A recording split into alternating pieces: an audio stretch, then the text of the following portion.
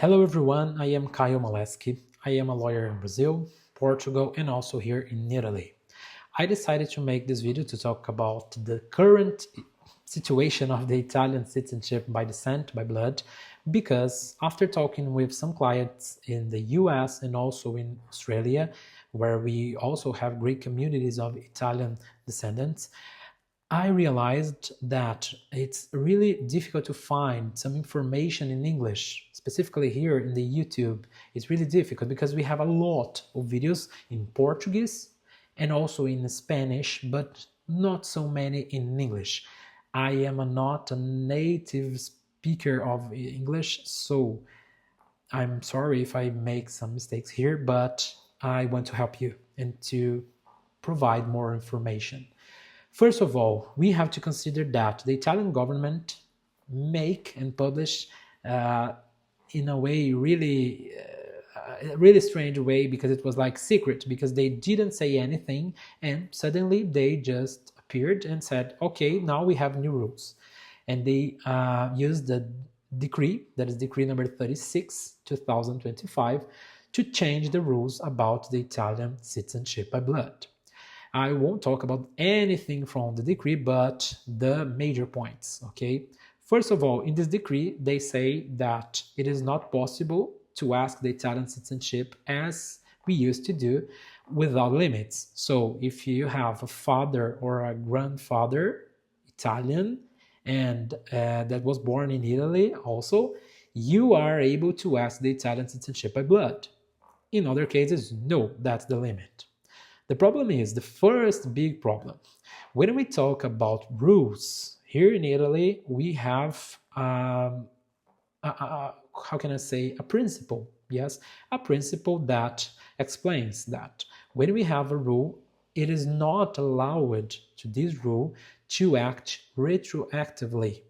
So when we talk about citizenship, original citizenship, not naturalization, we can say, and we also have a decision from the Italian Supreme Court in 2022, that it's clear that the right to the Italian citizenship is created when you born and is forever. You are the only one that can revocate this right. Okay, so if you create new rules about Italian citizenship by blood, it must be applied to people that are born after this new rule starts. Okay, so everyone who is alive has already this right. It's a little bit difficult to understand, but that's the principle. Okay, so the point is, this decree just says no, you don't have this. Actually, it is written, if you, the people who hasn't applied before 27, okay, of March of 2025, will be considered like this person has never acquired this right, but is really the opposite of what the Italian Supreme Court considers, as I explained. So that's the first and the biggest problem, okay?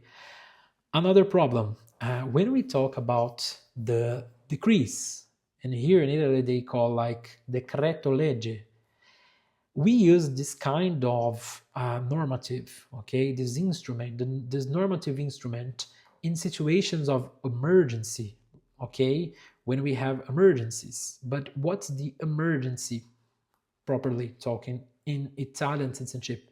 Yeah, we have a lot of people that ask, okay, and we have more specifically in Brazil, we have people that must wait more than 10 years. But this is not a problem for today. This is a problem that we have already more than 20 years. So it is not a situation that we have now.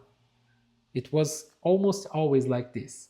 Okay, so it's really a point of discussion if there was this emergency. Okay, it's interesting to say that Now we have 60 days within the Italian parliament must approve completely this decree, disapprove completely, and also they can say, yes, we will approve it, but with some amendments. The point is, the parliament presented 106 amendments, and we have a lot of ideas, given 24 months to people to ask the Italian citizenship, 12, a lot of ideas. And now they have to make a decision together with the deputies until 27 of May.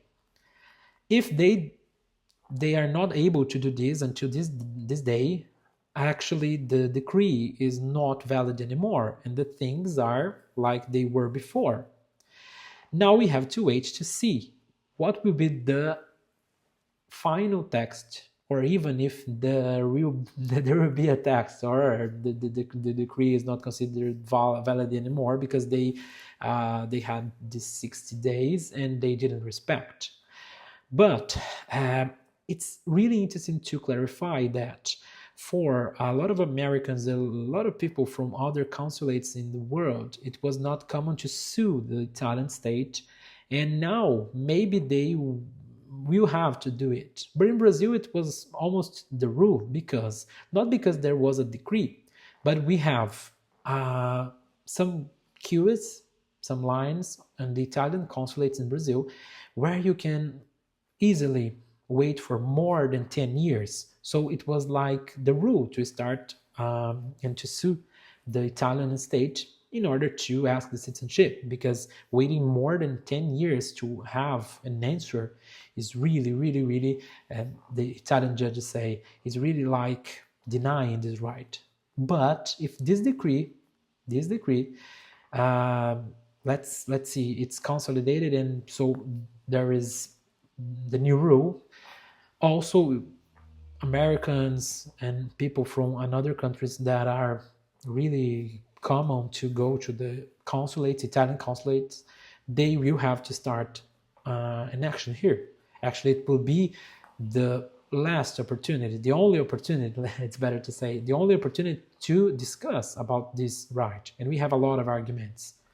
And so it's maybe a new reality, but it's an old reality, for example, for Brazilians. So I'm here just to try to explain more the situation. And now we don't have any concrete situation about, for example, yes, the decree will be like this, or no, or will be more or less like this. We will have to wait, and after, maybe the only way to discuss and to ask about this right, it would be going to the courts, the Italian courts. Okay, so that's the first video. I hope you enjoy, and if you like, I really consider to make another videos, not only for people who are in the US, the Australia, but also in another country, because I think maybe it's the only language, English, that we can communicate.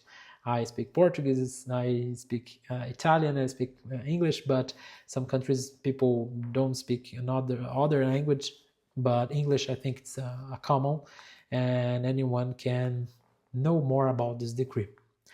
Thank you for your attention, and it was a pleasure.